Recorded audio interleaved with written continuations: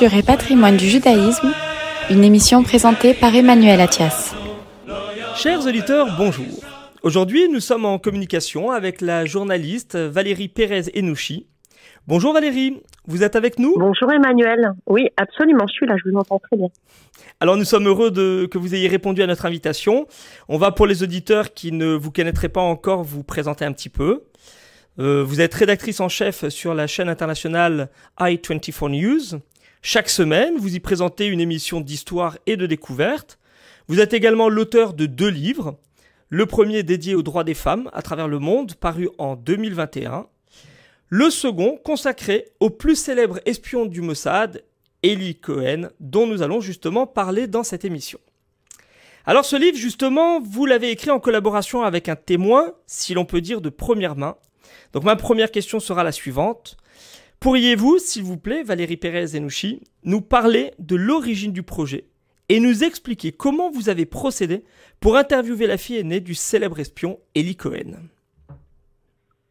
Écoutez, en fait, je passais d'une émission quotidienne, d'une matinale, à une émission d'histoire. Je suis passionnée d'histoire et j'avais envie de commencer avec un premier numéro qui est un numéro fort.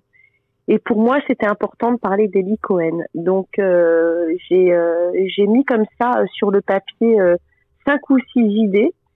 Et l'idée qui m'a le plus séduite en coup d'envoi, c'était de faire une émission sur Eli Cohen. Donc, j'ai trouvé le numéro de téléphone de sa fille et de sa femme, Nadia. Je les ai contactés. Je leur ai demandé un rendez-vous. Elles m'ont reçu toutes les deux très gentiment. Et puis, on a préparé cette émission de manière très rapide. Et cette émission, elle m'a vraiment touchée parce que Nadia pleurait tout le temps, avec beaucoup de. Elle était très sincère quand elle parlait et elle me disait, vous savez, moi, j'attends que mon mari revienne, et en fait, je me suis dit, cette femme qui a 87 ans, enfin à l'époque, elle était un petit peu plus jeune, c'était il y a 5, 6 ans ou 7 ans, elle était toujours folle amoureuse de son mari, donc je trouvais que c'était merveilleux, autant d'émotions et autant de sincérité dans ses sentiments. Et du coup, on est resté en contact. Et je voyais sa fille régulièrement, Sophie, on déjeunait ensemble. On avait des conversations entre femmes. Il n'était pas du tout question d'écrire un livre encore à l'époque. Et puis, cette série de Spy est sortie. Et là, on était devenus beaucoup plus proches puisqu'on prenait des rendez-vous régulièrement et on se voyait une fois par semaine. Et j'ai senti beaucoup de souffrance de voir, si vous voulez, une mauvaise interprétation de son père. Il n'avait jamais parlé. Justement, quelle était au juste la personnalité de notre héros? Est-ce qu'il était le même à la maison avec sa famille et lorsqu'il était agent de terrain? Parce que on a une image finalement qui nous est transmise par la série et par les ouvrages écrits de manière antérieure, et vous semblez ne pas donner le même point de vue. Qu'est-ce qu'on peut en dire?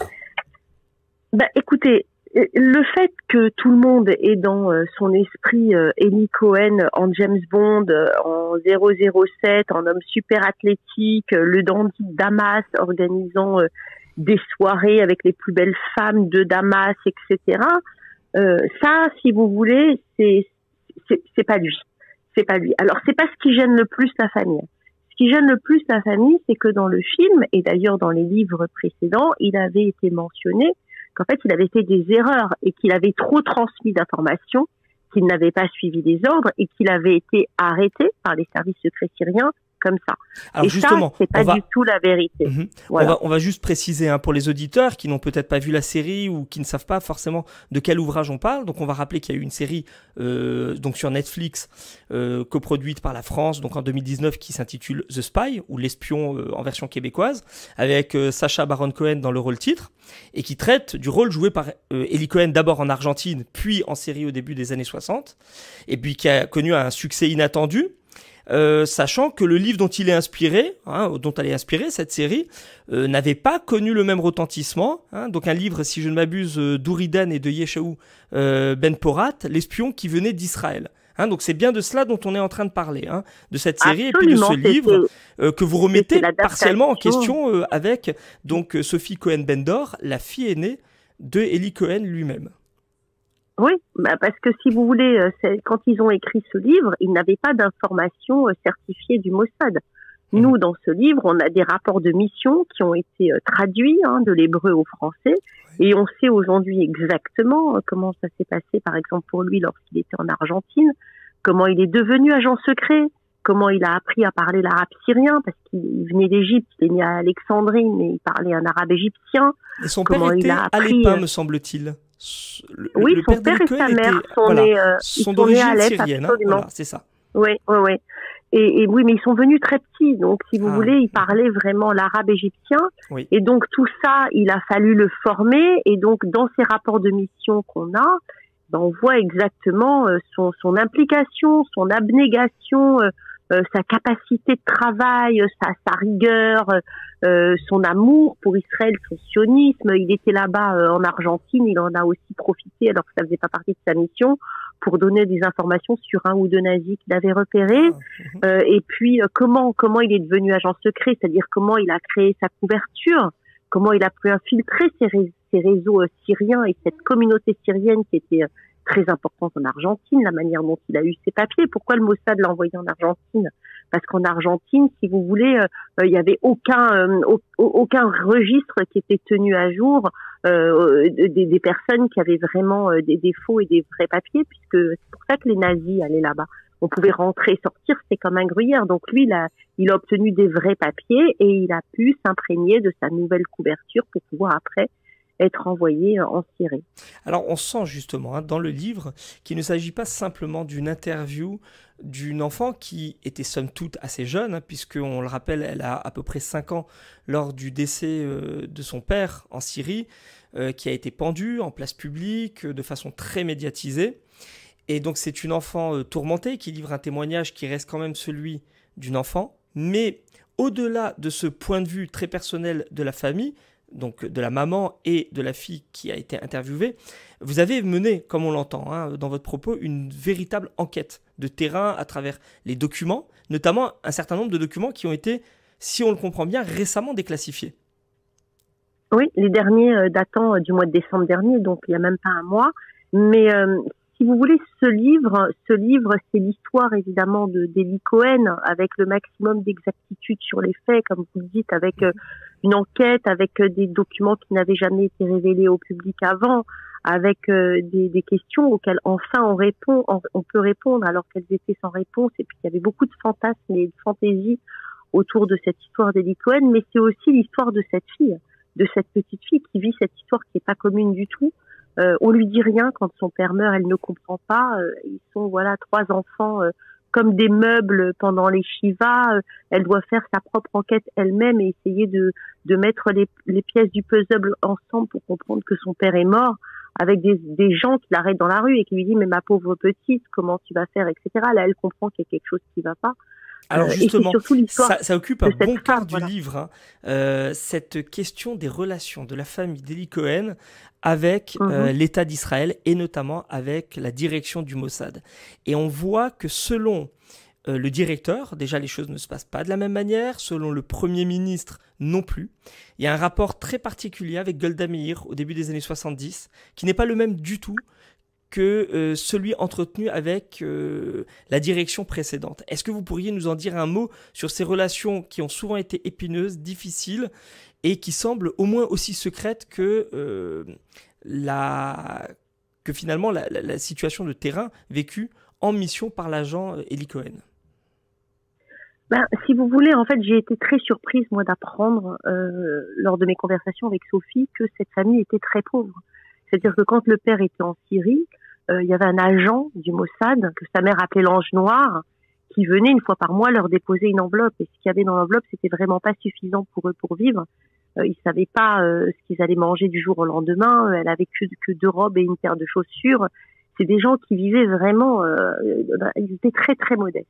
Mais ça paraît un peu paradoxal par rapport au standing vécu par l'agent en mission. Et puis aussi, alors moi ce qui m'a beaucoup étonné, c'est Sophie, donc la fille que vous interviewez, qui relate tous ces épisodes de retour, à peu près une fois tous les 6 mois, d'Eli Cohen, donc le papa, qui arrive, les bras chargés de cadeaux. Alors, est-ce qu'il méconnaît la situation de pauvreté de sa famille en Israël? Est-ce qu'il pense à ce moment-là que le Mossad veille aux besoins de son épouse et de ses enfants, puisqu'il va en avoir 3 sur la période, hein, et ou est-ce que, au contraire, je dirais pas il s'en désintéresse, ou il essaye d'apporter ce qu'il peut quand il est là. Comment ça se passe? Parce qu'on a l'impression qu'il y a une forme de hiatus, une dichotomie entre la situation que lui vit, avec du champagne, du foie gras, des belles soirées, notamment en Argentine, puis ensuite dans les hautes sphères du pouvoir, et puis ce que vit à la même période à Batiam son épouse et ses filles. Alors, il ne faut pas confondre la couverture d'Eli Cohen, c'est-à-dire le rôle qu'on lui demande de jouer, et ce qu'il est vraiment. Lui-même, c'était quelqu'un de très modeste, c'était quelqu'un de très peu dépensier, qui tenait ses comptes. Il ne voulait pas faire dépenser un centime de plus à Israël. Il faut savoir qu'on n'est pas dans l'Israël d'aujourd'hui. On est Israël qui vient d'être créé. Tout le monde est pauvre. Eux, ils vivent de manière très modeste à Batiam, mais les voisins aux alentours vivent exactement de la même manière. Et en fait, il n'y a absolument pas de différence, si vous voulez, entre Eli Cohen, le vrai, et sa famille. Par contre, oui, il y a une différence entre Kamine Abel-Tabet, donc sa couverture, cet homme d'affaires puissant, riche, qui vit à Damas, et puis Eli Cohen. Donc, il a endossé à merveille cette couverture, mais c'était pour le bien de sa mission et pour amener des informations à Israël. Alors, il l'a tellement bien endossé, cette couverture, que vous le dites et vous le répétez à un certain nombre de reprises, parce que c'est quelque chose de rare. La Syrie s'est sentie véritablement humiliée au point de le désigner comme traître, alors qu'en réalité, il n'a jamais travaillé pour le gouvernement syrien, donc il n'est pas un traître. Vous avez complètement raison, vous avez complètement raison. Mais bien infiltré. Absolument. Et d'ailleurs, c'est ce qu'il leur a dit. Il leur a dit, je ne suis pas un traître, mais je suis un envoyé d'Israël, parce qu'il n'a jamais été syrien. Donc, pour vous dire à quel point il avait bien fait son travail, il avait bien été accepté par ce cercle de hauts dignitaires syriens, parce que eux-mêmes, ils ont confondu. Ils disent, nous a trahis. Pas du tout, j'ai trahi personne. Je suis venu parce que je suis au service de mon pays. Oui, vous dites, il s'est rapproché même jusqu'au sommet du pouvoir, la présidence, Hafez el-Assad, le père de l'actuel dictateur Bachar el-Assad.